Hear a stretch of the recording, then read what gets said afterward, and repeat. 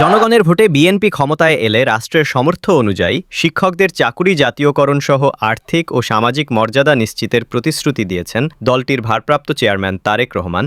বিশ্ব শিক্ষক দিবস উপলক্ষে রাজধানীতে সোহরাওয়ার্দী উদ্যানে শিক্ষক সমাবেশে তিনি কথা বলেন। শিক্ষক কর্মচারীদের চাকরি জাতীয়করণ সহ বেশ কিছু দাবিতে সোহরাওয়ার্দী উদ্যানে শিক্ষক ঐক্যজোটের ব্যানারে এ মহাসমাবেশের আয়োজন করে দেশের নানা প্রান্ত থেকে শিক্ষক ও কর্মচারী যোগ দেন। এ মহাসমাবেশে আগতদের প্রত্যাশা, শিক্ষক কর্মচারীদের দাবির পক্ষে অবস্থান নেবে বিএনপি।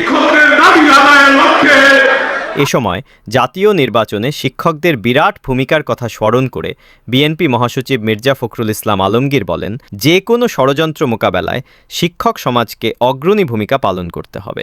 গভীর ষড়যন্ত্র শুরু হয়েছে যে সেই নির্বাচনকে ভিন্ন খাতে পরিচালিত করবার, কেউ যেন সেটাকে ভিন্ন খাতে পরিচালিত করতে না পারে তার দিকে আপনারা সজাগ সতর্ক দৃষ্টি রাখবেন।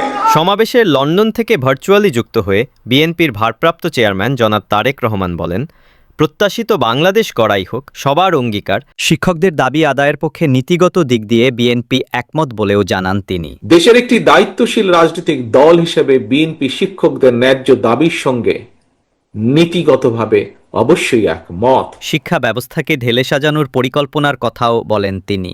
আগামীর বাংলাদেশ নিয়ে তিনি আরও বলেন, আমাদের শিক্ষা দিক দিয়ে বিশ্বের সাথে প্রতিযোগিতায় এগিয়ে থাকতে হবে। মোহাম্মদ ফয়সাল জাবিদ ফিরোজ, উত্তরবঙ্গ নিউজ।